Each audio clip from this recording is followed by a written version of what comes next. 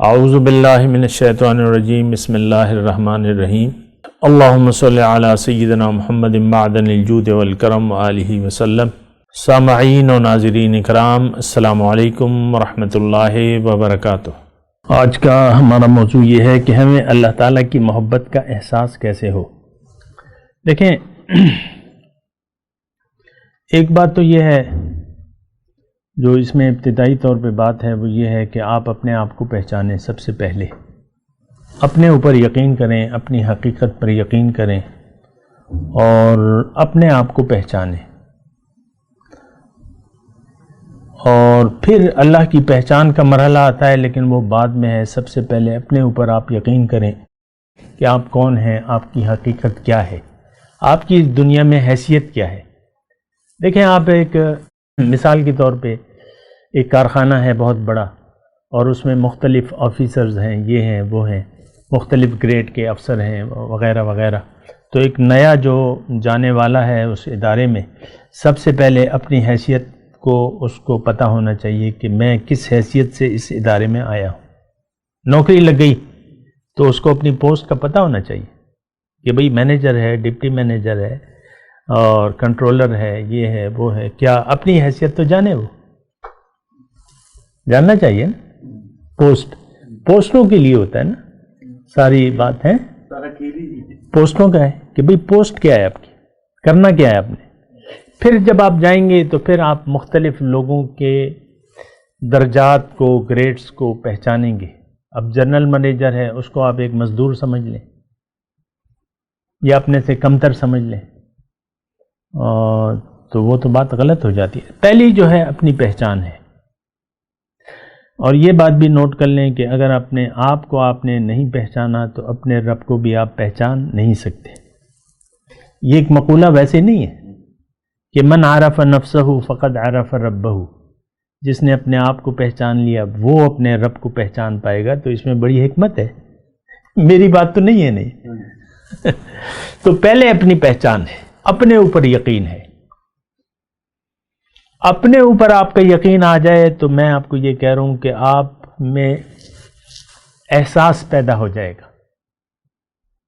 مثال کے طور پہ ایک بات میں کہوں کہ ایک عام متوسط طبقے کا وہ ہے، دکاندار ہے یا نوکری والا ہے، اس کا روزی روٹی بس چل رہی ہے، صبح جاتا ہے شام پہ تو کل کا سامان ہو جاتا ہے۔ اس کو اچانک ایک سونے کا ٹکڑا مل جاتا ہے راستے میں، کہیں بھی، مثال کے طور پہ آپ، یا چلیں ایک بانڈ ہے اس کے پاس،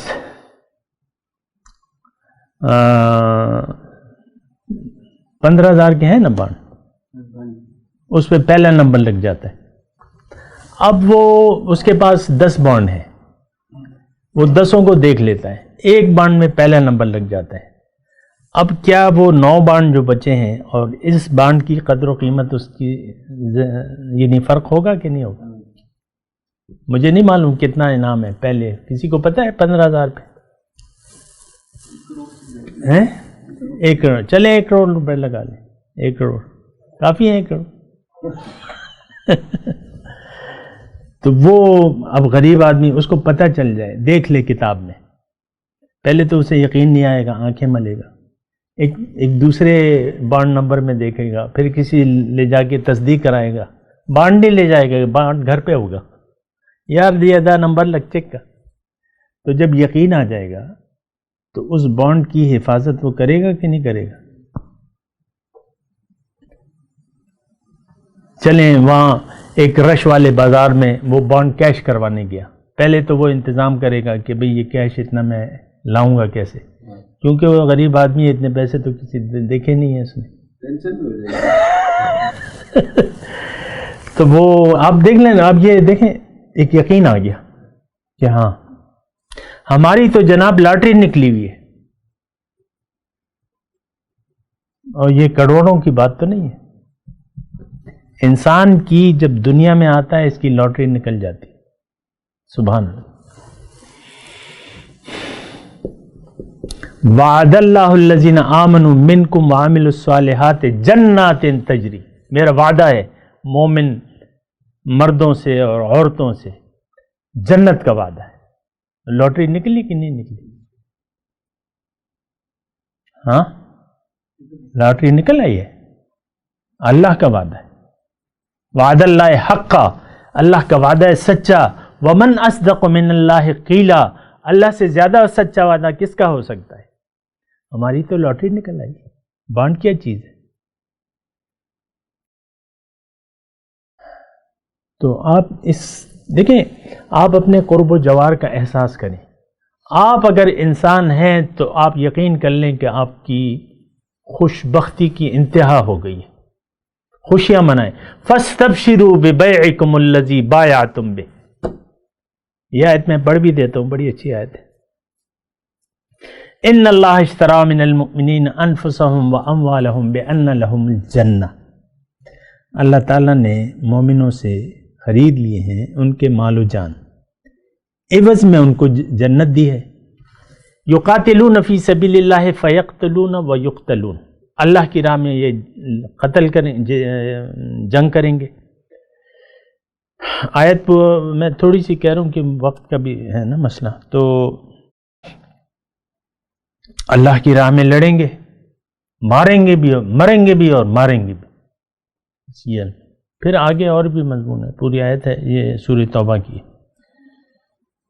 تو ومن اوفا بعہدی من اللہ، جس نے وعدہ وفا کیا جو اس نے اللہ سے کیا تھا، فاستبشروا، خوشیاں مناؤ، ببیعکم الذی بایعتم بہ، اس بیعت کی جو آپ نے اللہ سے کیا ہے۔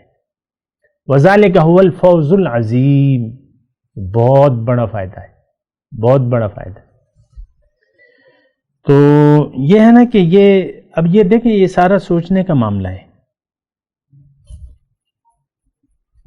یہ آپ جن حالات میں آپ ہیں اس کی ریئلٹی کو آپ محسوس کریں۔ ہم تو گونگے بہرے اندھے ہو کے زندگی گزار رہے ہیں، ہمارا کیا کہنا؟ ہمارا کیا کہنا؟ سمن بکمن عمی، نہ دیکھ رہے ہیں، نہ سن رہے ہیں، نہ بول سک رہے ہیں، گونگے اندھے بہرے ہو کے زندگی، یہ دنیا کے کتے بنے ہوئے۔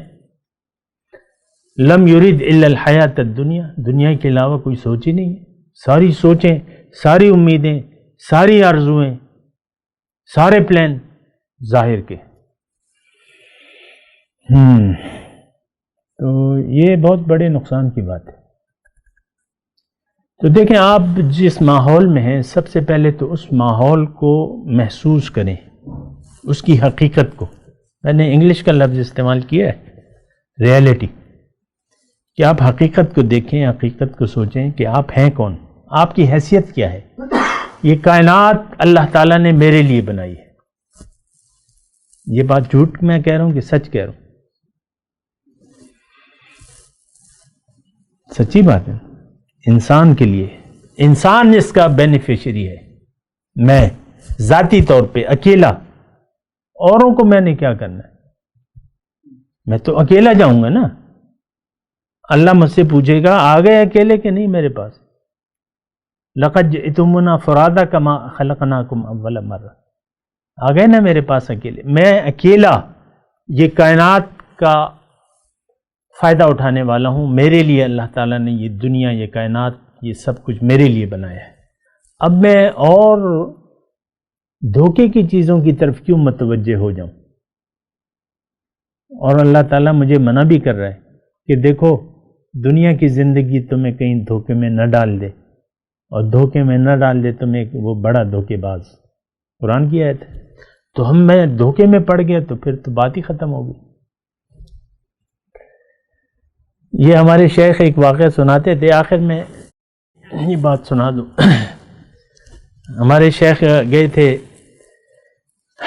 یہ پاکستان کی بننے سے پہلے امان اللہ خان کی حکومت تھی کابل میں، تو بہرحال وہ پورا واقعہ تو میں نہیں بیان کر رہا، ٹائم بھی نہیں ہے۔ وہ گئے تو ان دنوں بچہ سقا، تاریخ میں آپ دیکھ سکتے ہیں، ایک بہشتی تھا، بہشتی۔ وہ حالات و واقعات چوروں کے ٹولے کے ساتھ مل گیا اور انہوں نے حکومت پر قبضہ کر لیا اور محل پہ قابض ہو گئے، کابل پر قبضہ کر لیا. چند دنوں کی حکمرانی تھی، پھر تو وہ ختم ہو گیا. لیکن وہ جب محل میں گئے تو محل تو بادشاہی محل تھا، بچہ سکا امان اللہ خان بادشاہ تھا وہ، تو خیر محل تو بڑا شاندار تھا. تو وہ اپنے اپنے لیے، وہ چوروں کا ٹولہ تھا، اپنے لیے کمرے پسند کرنے لگے. یہ تمہارا ہو گیا، یہ میرا ہو گیا.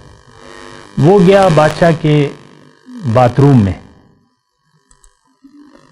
تو باتھ روم بھی ان کا تو عالیشان تھا، خوشبوئیں یہ وہ بڑا. ہمارے یہاں تو چھوٹے چھوٹے ہوتے ہیں. تو اس نے کہا کہ اور تو نہیں جانتا تھا وہ، وہاں تو کوئی بو وغیرہ تو تھی نہیں، خوشبوئیں تھی.